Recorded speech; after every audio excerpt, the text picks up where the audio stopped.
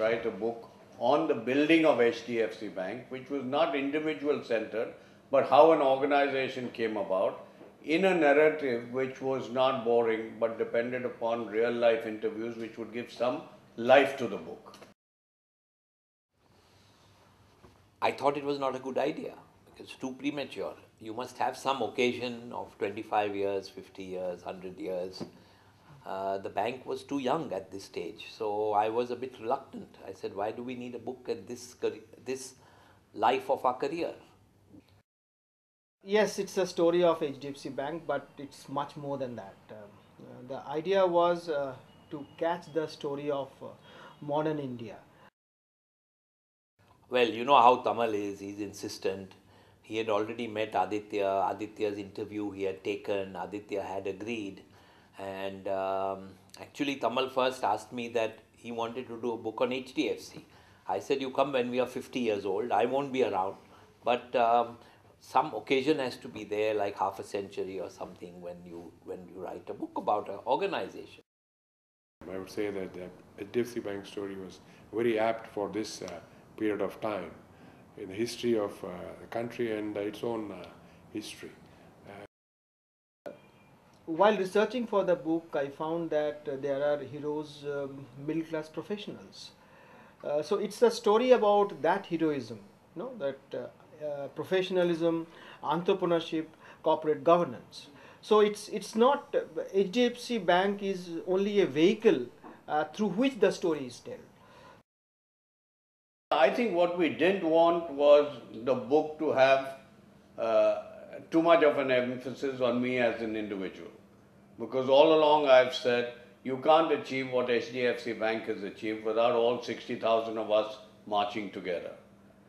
Secondly, we also, since we are listed on the New York Exchange, there were no forward-looking statements. Yet we had to give some substance to the book, which really said that the best period for HDFC Bank is still ahead of us.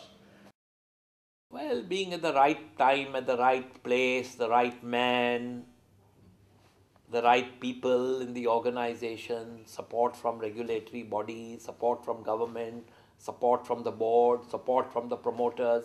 I think it all goes together to produce a successful organization. Why is HDFC Bank different from others? There are many reasons, but the two key reasons is this. Here is a bank which has redefined the concept of risk, and here is a bank which has executed very ordinary things in an extraordinary ways. I think the author has done a fantastic job in terms of professional, clear, and he has not hidden anything. He wanted to present a clear story in a readable manner, trying to capture the enthusiasm as well as the essence, which would also keep reader interest in place. And I think on an overall basis, we are very satisfied with the product.